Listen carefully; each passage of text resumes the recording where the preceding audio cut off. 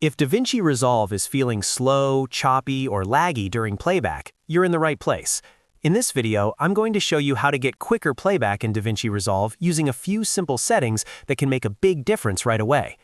These changes are especially helpful if you're working with higher resolution footage, lots of effects, or a timeline that just doesn't want to play smoothly. And if this tutorial helps you out, make sure to hit like and subscribe for more quick editing tips and Resolve guides. Let's jump in.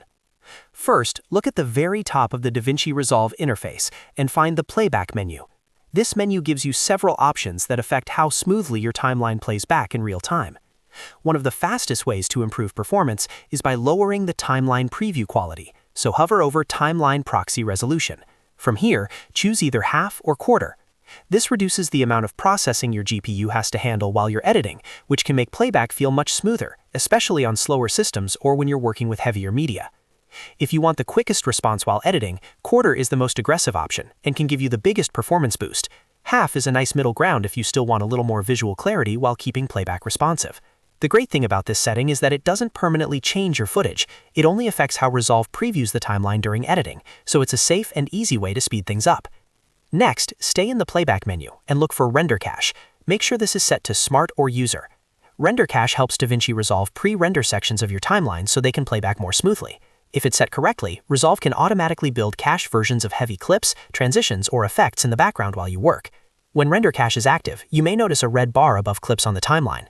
That red bar means the section is still being processed. Once that bar turns blue, it tells you the software has finished pre-rendering that part, and playback should be much smoother. So if you're editing a complex project and the timeline is struggling, give Resolve a little time to cache the heavier sections before playing them back again. Now let's move into project settings, because this is another important place where you can improve performance. You can open project settings by clicking the gear icon in the bottom right corner of the screen, or by pressing Shift+9 on your keyboard. This opens the settings for the current project, and from here you can make changes that help reduce strain during editing.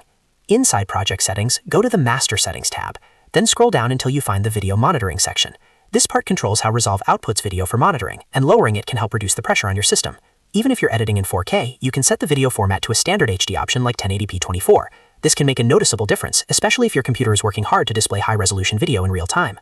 By lowering the monitoring output, you're giving your system less work to do while still keeping your timeline editing experience smooth and usable. It's one of those settings that can quietly improve performance without changing your actual edit, and if you combine that with Timeline Proxy Resolution and Render Cache, you'll usually notice a much more responsive playback experience right away.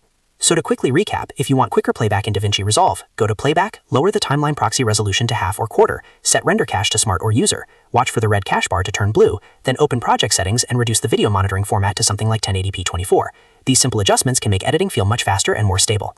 If this video helped, please give it a thumbs up and subscribe for more DaVinci Resolve tutorials, editing tips, and workflow shortcuts. Thanks for watching, and I'll see you in the next one.